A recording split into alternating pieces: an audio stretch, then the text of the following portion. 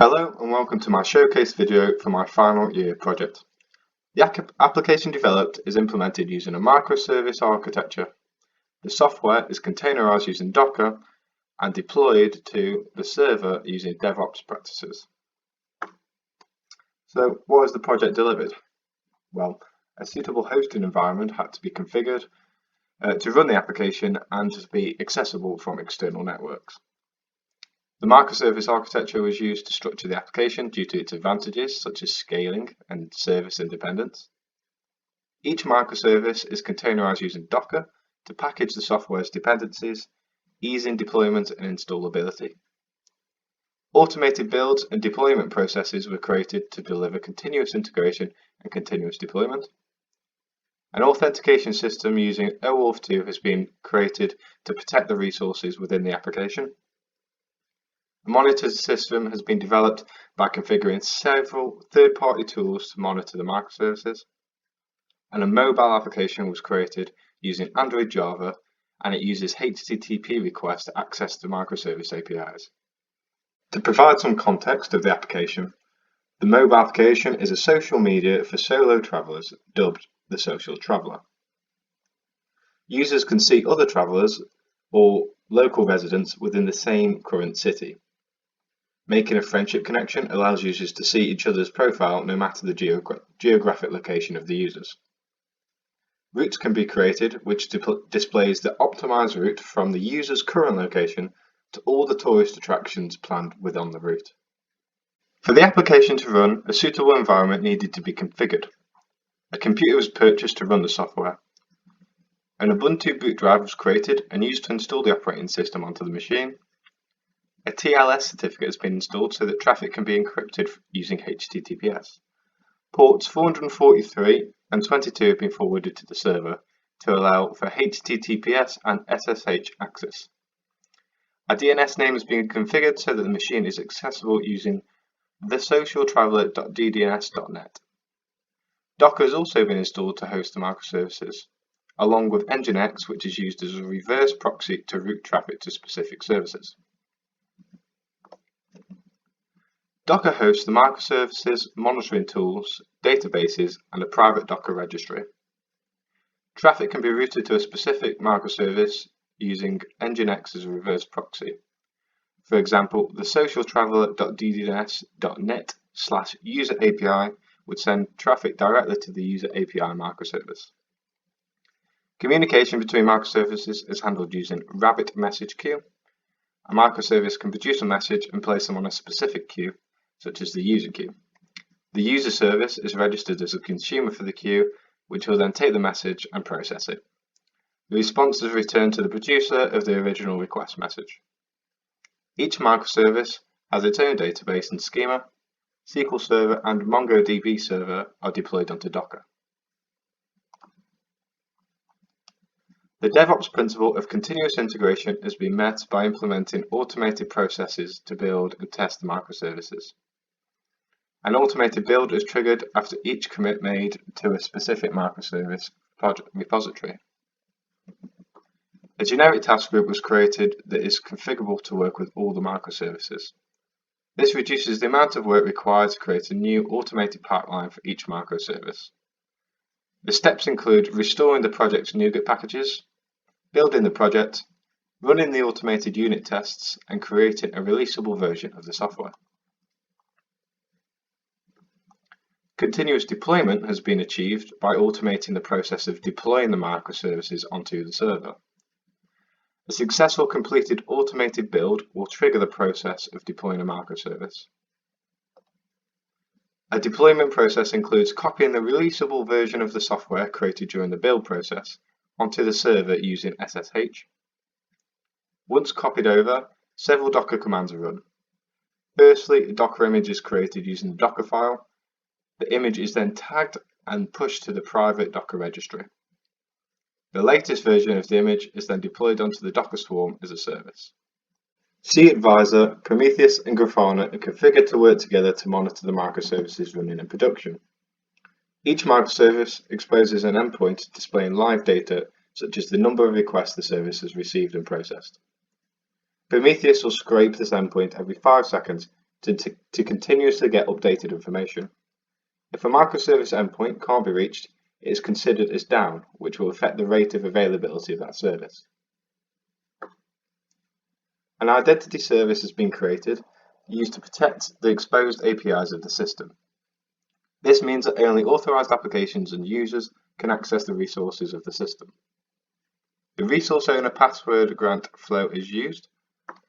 This can only be used with trusted applications such as the mobile app that has been created to consume the microservices. Firstly, the user must enter their credentials into the mobile application. They are then sent to the identity service requesting an access token. If the credentials provided are valid, an access token and a refresh token are passed back to the application and stored securely. Future requests to the resources APIs must use the access token passed as a header, otherwise they will be rejected. Rabbit message queue is used to communicate from one microservice to another. Message queues allow for scaling of microservices due to the multiple consumers and producers being able to subscribe to the queue. This diagram shows the workflow of sending a message from one microservice to the other. Firstly, a HTTP request will be sent to the user API from the mobile client. The user API now needs to access data and functionality of the user service, so a message is created. The message is sent to the user exchange, which will then route the message to the queue.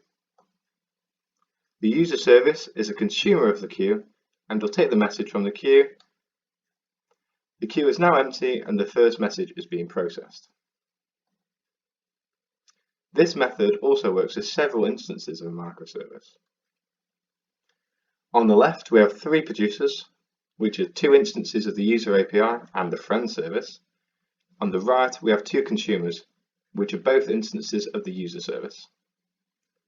Messages are sent by the producers to the user exchange. They are then routed to the message queue, waiting to be processed. When the consumer services are free, they will fetch the message from the queue and process them. Once the message is processed, the next message in the queue is fetched.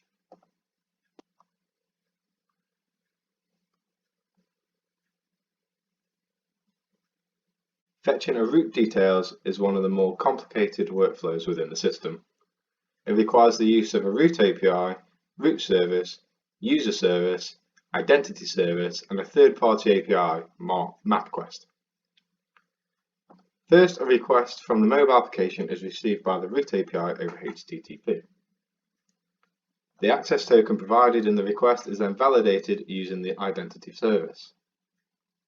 If successful, a message is sent to the route service requesting the details of the optimized path. The route service requires information about the user, such as their location, so a message is placed on the user queue requesting the user's data. The fifth step is for the details of the route to be retrieved from the Mongo database. A combination of the user's location and the latitude-longitude coordinates of each point on the route is sent to MapQuest, requesting an optimized path and directions to all the places. The route service will then reorder the places retrieved from the Mongo database in the optimized sequence, ready for returning to the mobile application. The Rabbit message response is sent back to the route API. This data is then sent back to the mobile application using a HTTP response.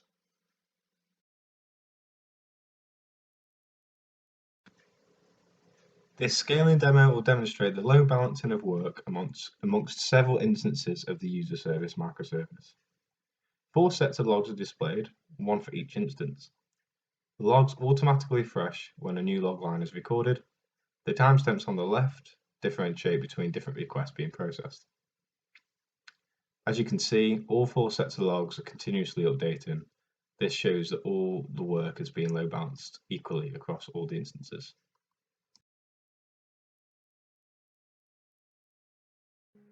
This demonstration is going to show the use of automated deployments. As you can see, that the endpoint that we've just tried to reach through the browser does not currently exist. We are just going to write some test code here, a test endpoint, and we are going to check if this runs. Once it is run successfully, we will commit this to Git. So we'll use the command line here to add the differences we've just created, push them up to the repository.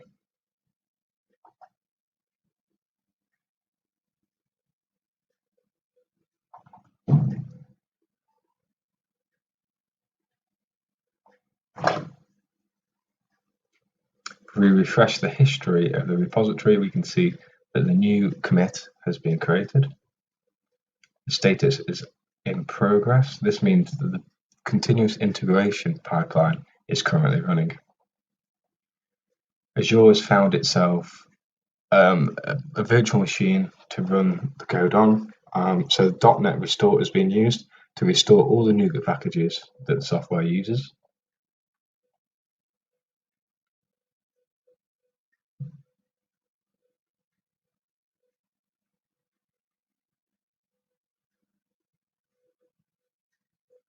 .NET Build will create and run the application to verify that it works. .NET Test has run any automated unit tests written for the project. And it has been published, creating a releasable version of the software. Now, this has been published as an artifact in Azure and can be accessible by our automated release pipeline. Refreshing the number of releases, we can see that release 28 has just been created. This has been automatically triggered by a successful build. The state of the deployment is currently in progress. The artifact that we've just created is now being downloaded onto the virtual machine this is now running on. The files are being copied onto the server using SSH. Now that they have been copied over, Docker commands are being run to create the image, tag the image, and publish the latest version of the image to the private Docker registry. We can use Portainer to check the status of the containers. At the top, we have a new instance of user API, and at the bottom, there's a stopped version of this container. That is the container that's been replaced by this newer version. If we now check this endpoint, it shows that the commit is now being automatically deployed to the server.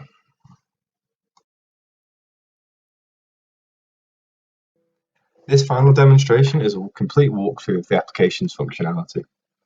On the left, we have the monitoring system, Grafana, dashboards displaying all the requests that the application makes. The application is loaded up, and first the user's information needs to be authenticated, so a token is issued. Using this token, future requests can be made to the resource APIs, such as the user API, the root API, and the friend API, to retrieve information. The user's API is used to retrieve the current user's location, as well as updating it with their latest location on the application load. The friend API is used to retrieve information about friends and display their location on the map. The user API is used to get specific users' details such as names, addresses, gender. The Peoples tab uses the user API to find locals and travelers within the same city currently. The friends fragment can show the amount of friends, the received requests, and the pending friend requests that are already being sent. Settings can be used to filter the kind of users that can be seen through the application. Account details allows the users to update any information. Routes will show the most popular routes within that city by default. Popular are rated based on the amount of likes each route has. The route will display information such as the places within the route, the photos of the places, and the ratings they've received on the Google API places. Directions can be seen in the bottom half of the application.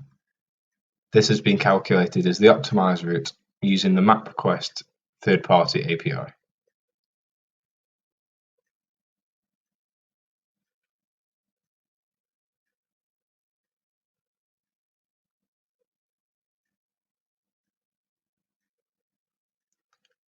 Users can create a new individual route by clicking the plus button.